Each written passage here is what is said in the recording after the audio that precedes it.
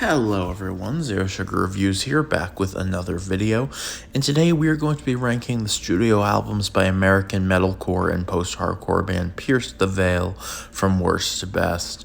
So starting off with fifth worst, we are going to be talking about their 2023 effort, The Jaws of Life. Now, I don't think this will come as a surprise, a shock, or a disappointment to many people, but Pierce the Veil's comeback effort, The Jaws of Life, was underwhelming.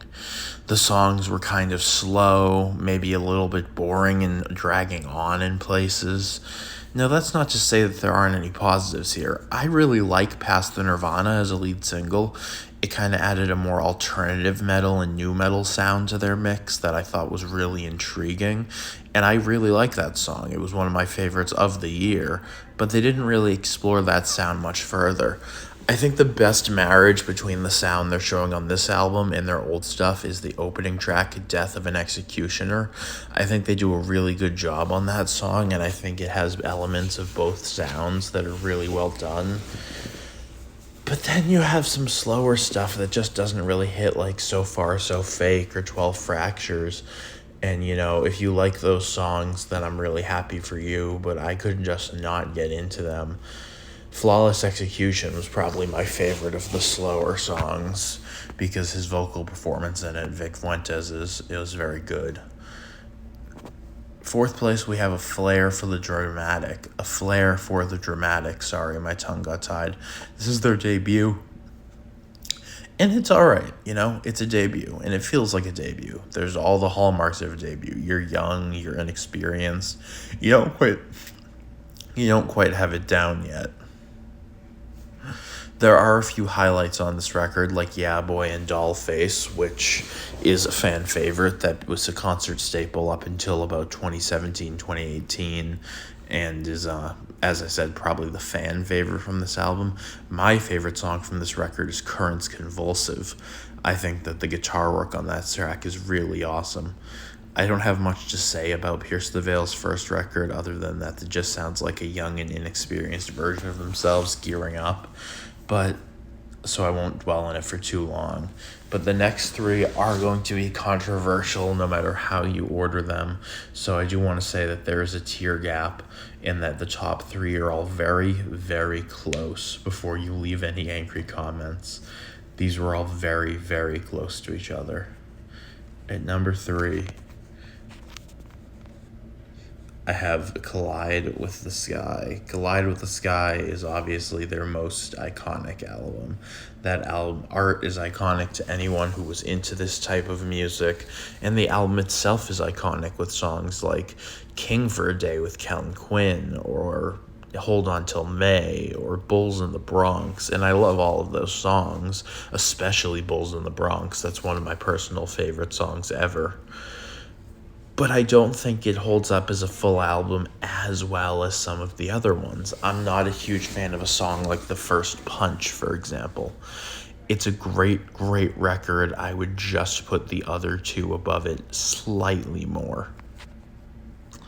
At number 2, we have Selfish Machines. Selfish Machines, again, plenty of classics. Paraphernalia with Jeremy McKinnon, amazing song. I listen to that very frequently.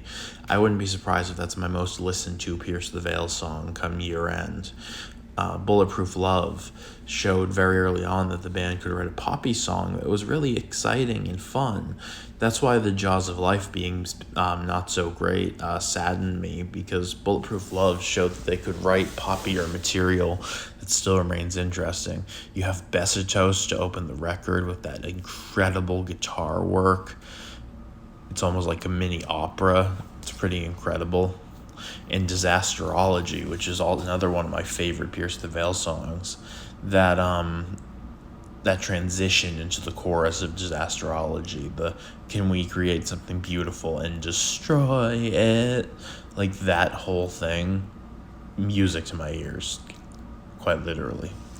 And that brings us to number 1, Misadventures, Pierce the Veil's Misadventures. I love this album. I was not sold on it the first time I heard it, but the more I listen to it, the more sure I am it's my favorite album by them and a favorite album of mine personally in general. it's like a whole album experience, and I think that's why I wasn't enjoying it. I don't think I was giving it enough chances as a full album, but it works as a full album experience. From the opening guitar notes of Dive In all the way to Song for Isabel and Sambuca, it's incredible. You have The Divine Zero, which was the lead single. That song is great. It's heart-wrenching.